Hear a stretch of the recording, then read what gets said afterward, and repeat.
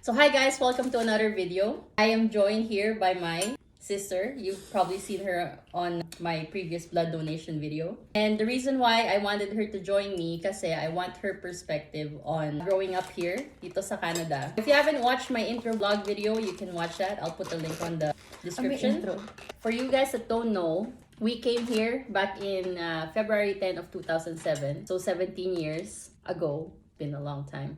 February. Yung mom namin, pinetition ng tita ko to work for her as a caregiver. And then, after a few years, yung mom namin, pinetition kami magkakapatid and my dad.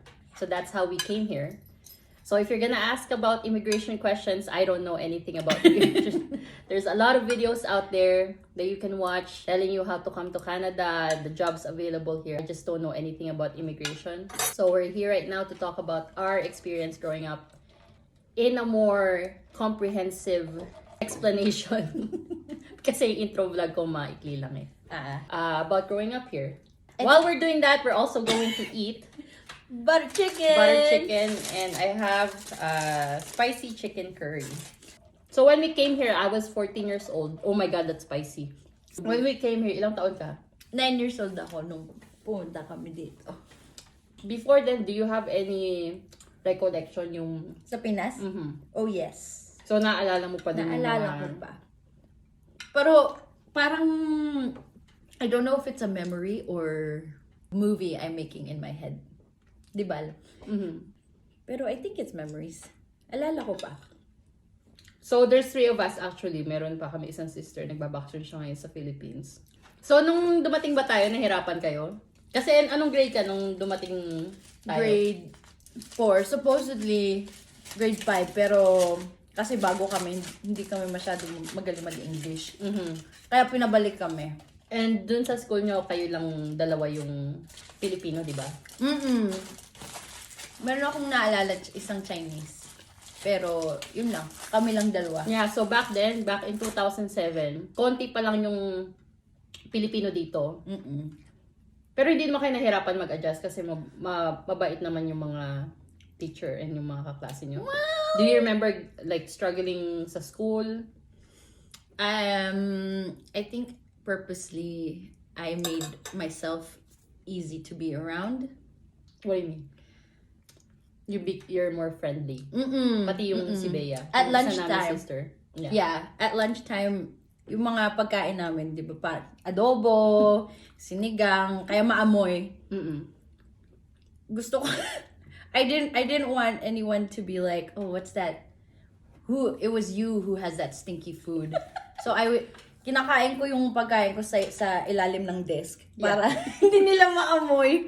Ako naman naalala ko, nung first day nun, grade sa Haythorn, grade 9. Naalala ko dun sa school, nung lunchtime, yung mga kaklase ko, ang baon nila mga sandwich.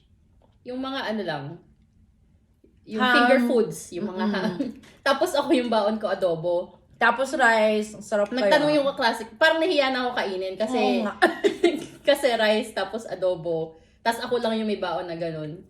Kasi nga ako lang naman yung Pilipino. Mga moy. So sabi ko dun sa kaklase ko, hindi na lang ako gutom kaya hindi ko kinain. Oh no! Sabi ko, I'm just not hungry. Kaya sinabi ko na lang na ganun kasi nahihiya nga akong kainin. Pero ngayon, madami ng Pilipino sa mga schools. So, yung mga bagong dating ngayon, hindi na ganong kahirap mag-adjust kasi at least may nasasamahan sila. Na ibang Pilipino. Na same culture, same language. Hindi na sila nahihirapang mag-adjust. Pero tayo nun, or me, I got it the hardest. You were emo. Emotional. Naging emotional. The bangs. Yeah. Do you also remember other memories sa school when bagong dating? I remember hindi pa kami ni ate pumapasok. Kaya pumunta kami sa playground. At that point, hindi pa namin alam kung how to interact with white people. So then when white people would come to the playground, magtatago kami sa slide. Sabi natin, ate, dun tayo. Hintayin na lang natin pag umalis na sila. Yeah. Tapos biglang namin narinig, merong bababa ng slide. Yeah. Sabi namin ni ate, sige, pagbaba nila, takbo tayo pa uwi na. Tapos biglaan na lang kami. Yeah. Sabay takbo. Parang natakot. Natakot kami. Tapos nakita mo lang dalawang two brown kids running away from the slide. It was scary at first. Yeah, and then eventually, It got better. It got better. Yeah. I think I pushed away my Filipino. She doesn't have many Filipino friends. Alam mo yung ibang Filipino, they're here now and they have to hold themselves up a certain way. So you see the titas with the MKs, with the Gucci. I don't know. Parang minsan peke sila. Naalala ko noon yung sa social. Wala akong alam about Canada. Kasi parang first or second week ko lang yata. No? And then they had us to write yung sa map ng Canada kung ano yung mga provinces. I think I only got one. Ha? Out of, I don't know why they expected me to know that. Like, or just write that, you know? Kaya medyo parang naano ko sa school. When was that? Sa Haytorn. They made you write it when you... Yeah, parang initiation. It was like a pop quiz. They had me write that too. Like, what the heck? Wala nga ako alam sa Canada nung bagong dating tapos ipapawrite ka nun. I was used sa Philippines na you get high grades. Yeah. Tas At it was popular in the Philippines. Tapos pagdating dito, wala. One lang yung atay na ano ko nun. Nasagutan ko nun. And then, back then, 2007, people don't talk about this emotional stuff that you go through as children or as a child of immigrant. Because we're first generation immigrant, diba? Yeah. But rarely, the feelings, yung pinagdadaanan namin, it's rarely talked about. Like for me, I was a teenager. And growing up as a teenager was already hard. Paano pa kaya yung lilipat ka sa totally different country na wala kang kaibigan, wala kang kakilala. And then, re-rebelde ka or nagiging emotional ka, they would tell you, why are you acting this way? Hindi ko maintindihan. Kaya ako nga kayo dinala dito. Bakit kaganyan, di ba? But, I saw that. yeah. So, people don't talk about that. And, Also, we've never talked about this. This is the only time my sister ever talks emotionally. but if, in their perspective, when I look at it now, they will never understand us. They will never. Kasi, they didn't grow up here. Yeah.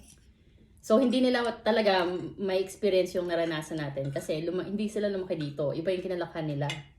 But for me, now that I have a family and growing older, sila naiintindihan ko where they were coming from. So, tayong mga anak, mas maiintindihan natin kailangan natin intindihin yung mga magulang natin. Kasi, they will never go through what we went through. But we will also never go through what they went through. Right. In a different sense. Yeah, I guess so. But it would be hard for them to understand us. Yeah. Pero ngayon, parang habang tumatanda tayo, maiintindihan din natin sila. Do you know what I mean? Yeah. Kasi that's why they came here anyway, to have better opportunities for us. To have a better future for us, di ba? Yeah. And right now, what we're doing is that. So, did you have any emotional struggles Yes. growing up here? Kasi sina mami lagi nagtatrabaho, di ba? Yeah, Bata pa tayo. That's what I Oh my wanted God, to I'm talk gonna about. get emotional.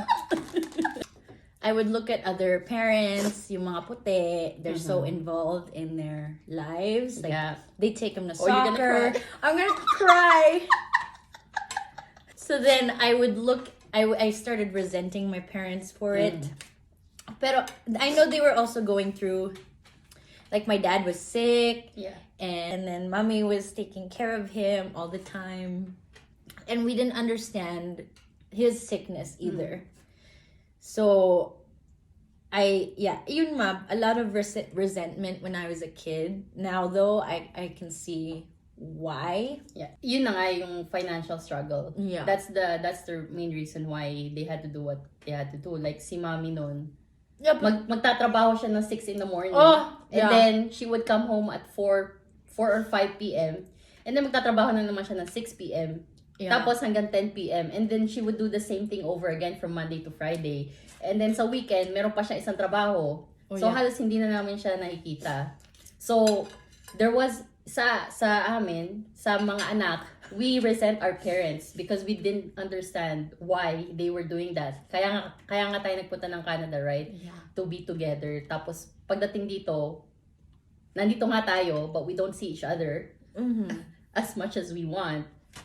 Literally parang hello, goodbye lang. And hindi sila involved kung ano man yung pinagdadaanan namin. There was no communication. Oh, hello. So that's my advice. That's my advice to the parents is you just have to ask your children. I know you guys are busy and may pinagdadaanan din kayo financially. Pero sometimes kailangan yung tanungin yung mga anak nyo. Kasi we were also going through something. Hindi man financially, pero di ba emotionally, we needed them. Yes. It's also, I didn't know mommy because she left, what, 5? Yeah. Umalis si mommy, mga 5 years old ako. So I spent a lot of my childhood kasama si nanay. Lola namin. So that's another thing. Tagal namin hindi nakasama yung parent namin, which probably a lot of you are, yung mga dumating dito, na kinuha na lang din ng magulang nila. Hindi nyo nakasama. Tapos all of a sudden, pagdating dito, we're all in the same room. Naalala mo sa basement? Yeah. Isang single bed Isang tapos single double bedroom lang. air mattress. Imagine the change.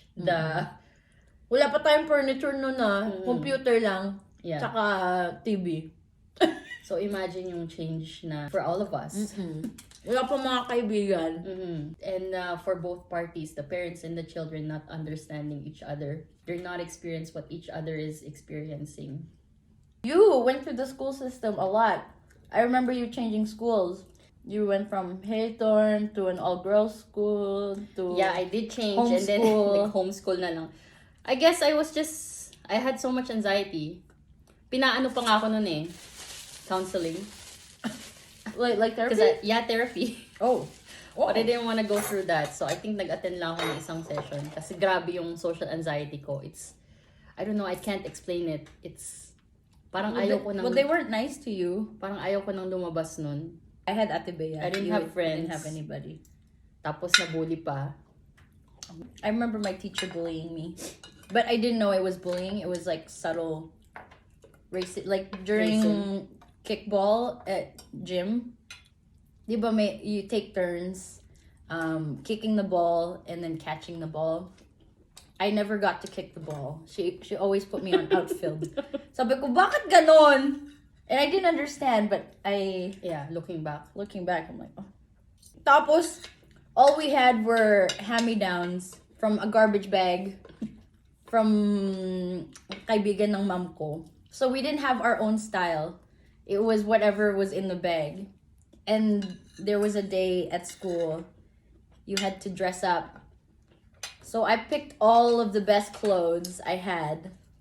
And I thought I looked good for pictures.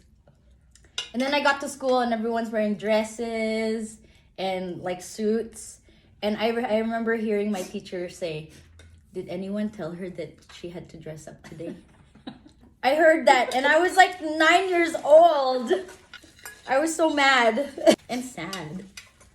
Swerte na nga yung mga na dumating dito later on kasi marami ng there's a lot more support now than when we came here back in 2007. We grew up in Sherwood Park, adjacent to Edmonton. Yung mga BIPOC, Black Indigenous people color in the community, I didn't see any of them in my schools. So then I had a lot of white friends. Yeah. So then I started whitewashing myself. So, do you feel like yung kind of whitewashing yourself, yung putting yourself more in like Canadian white culture, Assimilate. that help you in Yep. you're adjusting here in Canada? How? I remember making fun of my mom's Filipino accent in front of my friends and they would laugh. And I thought, oh, so then if I make fun of myself and the things that surround me, then I'll be likable. So then I started doing that only to protect myself and to have a better life at school. And it worked. And then music. I found music because you started playing a lot of emo and playing guitar. Mm-hmm. Do you feel like you're successful? You know how they say that's why you come to Canada, to become successful, fulfill your Canadian dream that you wouldn't have otherwise have in the Philippines. Do you feel like you're on your way to success? Kung hindi ka nakapunta sa Canada, you wouldn't have this opportunity where you are now. Just tell us where you are now. Where am I? I'm at my house. You can see the painting. Very, Now I am embracing everything that is Filipino. very native. Galing yun sa Pilipinas. 12,000 pesos. 12,000. Pero it was going to support a local artist sa Pinas. Yeah, it's nice. Ang ganda kaya, oil on canvas. Yeah. So right As an now, adult. she is a performer. She does theater and shows. And she graduated a 2-year theater arts program dito sa Edmonton. And she's been doing that full-time since 2018. 2018. So, 6 years? 6 years na siyang nagpa-perform. So, are you thankful that you are here? So thankful. I Yeah. don't think I'd be the same person. What have you learned growing up here? What have I learned? I've learned that immigrating is hard. Huwag na kayo mag-immigrate. Was it the right decision for our parents to immigrate? If this were a movie, that would be the plot twist, and it would be the event necessary for growth. Though we were very lucky that we got out. Because looking back, pagka umuwi kami, seeing where my peers are, very different financially, and Yeah. like a lot of them have kids Mm-hmm. and work a regular job. And I don't think I think I wanted something bigger for myself, and I'm able to achieve that. Whereas if they want something bigger for themselves, they have to work Probably 10 times 10 harder. times as hard. Probably wouldn't get the same as, yeah. Ikaw, ate, what have you learned? And do you think you're successful now? I am not successful in any way. Because what do you define as success? Success doesn't have a limit. Yung mga paparating pa lang dito, or yung matatagal na dito, talk to your kids, what they're going through. And the same din sa mga children. You have to understand na mahirap dito financially. Especially kung isa lang yung nagtatrabaho. Or you're not making a lot of money, di ba? Kasi in our case, si mommy lang talaga yung nag-work. And she was trying her best to provide everything for us. Yun nga lang, pagod ka na, syempre, wala ka ng time talaga. No energy. No energy ka na. And then, mainit pa yung ulo mo kasi yung anak mo nagre-rebelde. Kung hindi tayo nag-migrate, I don't know what would have happened to us. Siguro, nakaasa pa din kami sa tita ko. Kung hindi kami nag-migrate. Thankfully, we came here. we came here. And ngayon that I have a family, I can give them the same opportunity that I have, that our parents gave us, diba? What would you say to your younger you? Smarten up.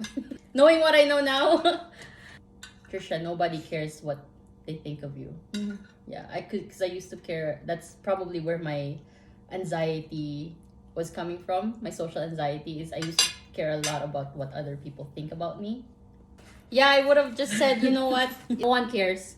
And then I realized that now that I'm turning 32, magigta 32 na ako sa August, na nobody cares. Just do what you wanna do. Exactly. Don't care about what other people think. Yep. I learned a lot from my older sisters. What So did they you did learn? all the rebelling. They did all of the sneaking out, calling the cops. They Kasi nga we were lost, di ba? Mm-hmm. We have a lot of anger, bitterness, and resentment towards our parents. Parang I felt like no one cared. I cared. Yeah, no one cared about what we were going through. Yeah. Me and Bea, di ba? And I see a lot of parents na gano'n na nagre-reklamo about sa mga anak nila na, ano ba naman yan si ano? Ba't ganyan? Tinako na nga dito, wala pang utang na loob. Alam mo yun? Yeah. Huwag kayong gano'n. Huwag kayong mga... Did you ever stop to ask, yan na? Mas ka? Yeah. Huwag kayong ganun kasi may pinagdadaanan kami nun. We're not acting just because we wanted to act that way. Yeah. May pinagdadaanan talaga. I had a lot of white friends who would be kind of like my second family. I couldn't talk to my family about anything, including my sisters. I know they were going through some things. But didn't they see that I was also going through something? Everything happened the way it needed to get us where we are. Yeah. In that, we're still very privileged at saka so lucky to be here making this video. And sharing with you guys kasi wala masyadong nag-share ng perspective. Our perspective, the children, the first generation immigrants, what we went through coming here with our parents working 2 to 3 jobs just to make ends meet. No one told us it was gonna be this way. Na kasi ang promise pag nasa Philippines ka, ang ganda-ganda ng Canada, magiging mayaman ka doon. Mabibili mo lahat ng gusto mo, right? Pero that comes with a cost, and that was the cost for us. Kasi nga may nag-comment, sabi niya na it's nice to hear a perspective coming from us na ano yung pinagdaanan natin growing up here. Being in a white predominant country. But now it's changing kasi marami nang nag-i-immigrate from around the world. Mga Indians, Filipinos, marami na rin dumadating. Pero talaga dun, nung dumating tayo, they're white. It's a white town. Sherwood Park is a white town. Oh my gosh. Tapos yung mga Pilipino, talagang magkakakilala lang. It's like you live in a bubble. Yeah. Tapos pag may chismis, alam na nakaagad nung. Mga alam na yung buong marites. Pilipino. Ng buong Yo. community, Filipino community. What would you say to people who are just coming here? Be smart with your money. Because it's easy to fall into loans. Diba? Yep. Back then. Kaya din siguro nahirapan ang mom namin kasi nga Oh, Money Mart. yeah, Money Mart, yung mga 20% na interest na payday loans na parang every month siya nandun palagi. So be smart with your money. Yun yung kalimitan na pinagmumulan ng stress. Kaya nagre-result sa double job, triple job yung mga Pilipino dito. It's because they can't keep up with the loan, yung mga payments nila, yung mga bills. And as much as possible, wag maging mayabang. You know nothing. You learn as much as you can. Wag kang, ay, alam ko na yan lahat. You have to learn.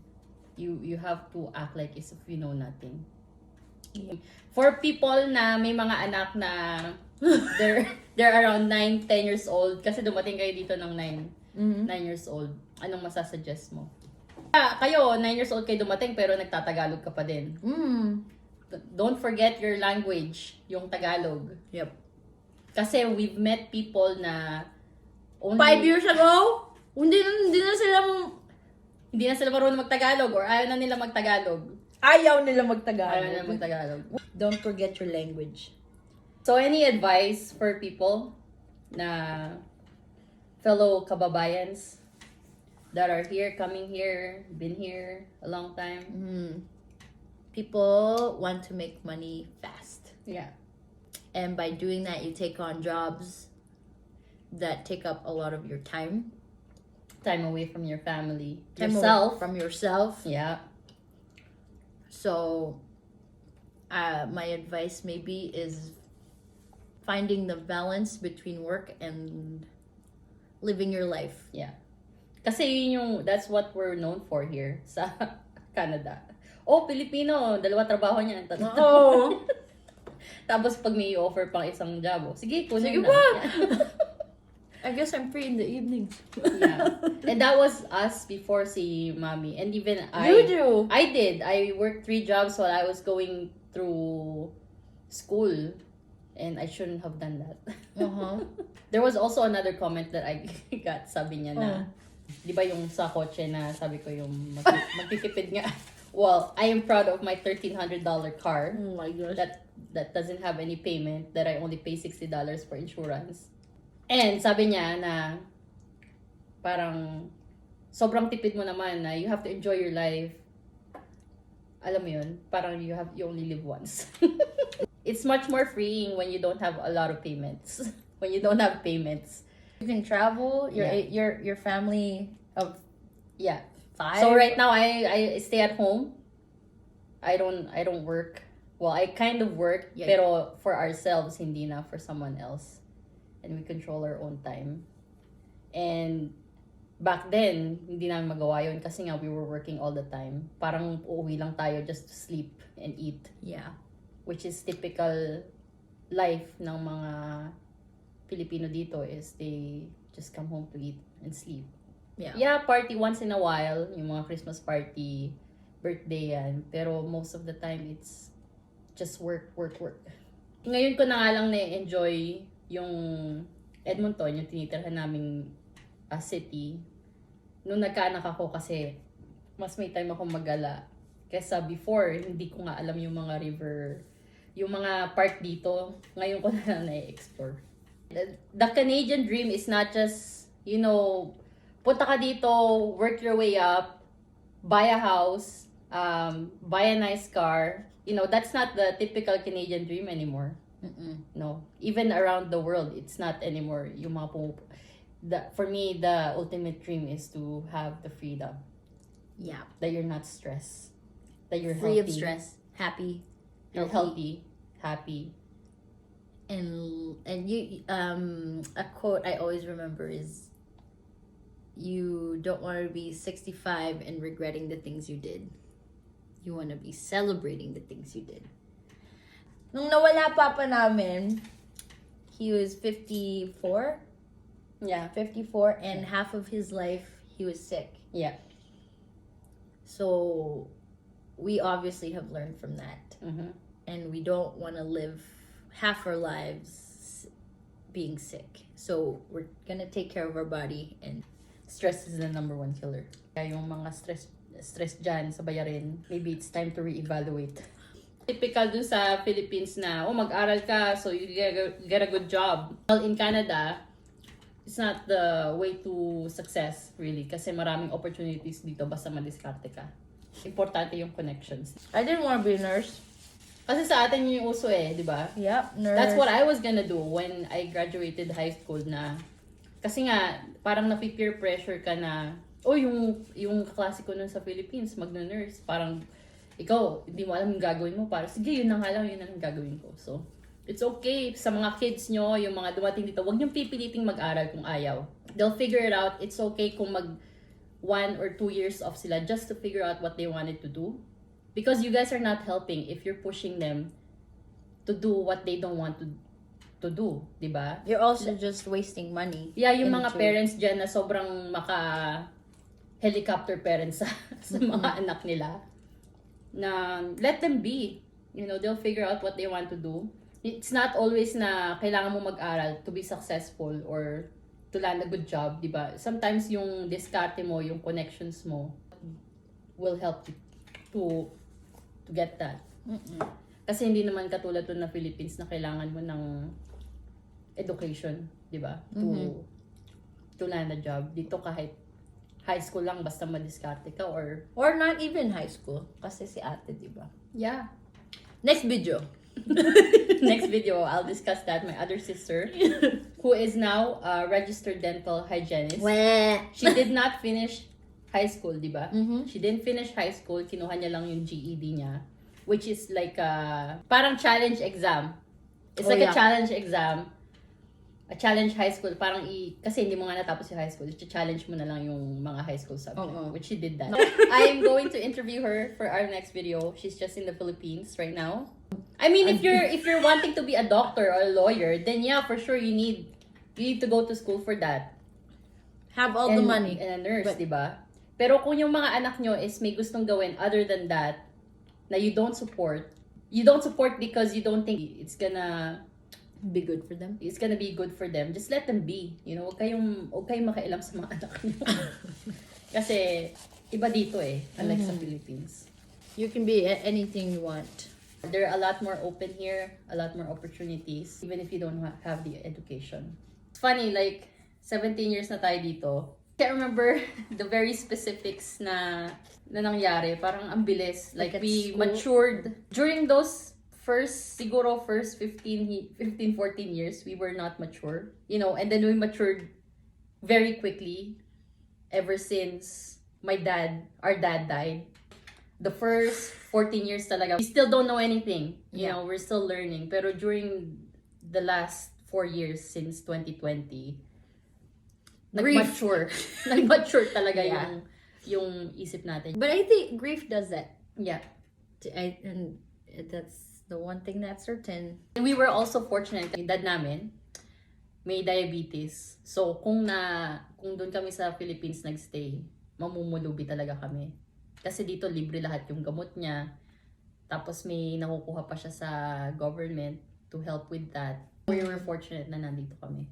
Tapos nung funeral niya, nagbigay din yung government for his funeral. Oh? Yeah, they do that. Oh, I didn't know that. Yeah. Oh. They give you money. Oh. Just to help. Parang around 3,500. Oh, ba? Oh, that's nice. Yeah. Because although that's not nice. he didn't have but life insurance, but that's okay kasi malalaki na naman kami. Yeah. We were not dependent on him. So that's where we'll end our video. If you guys want to see more content like this, you hit like, share, subscribe, and comment. Whatever you guys want, whatever topic you guys want to see next time. Anyway, see you guys next time. Bye. Bye.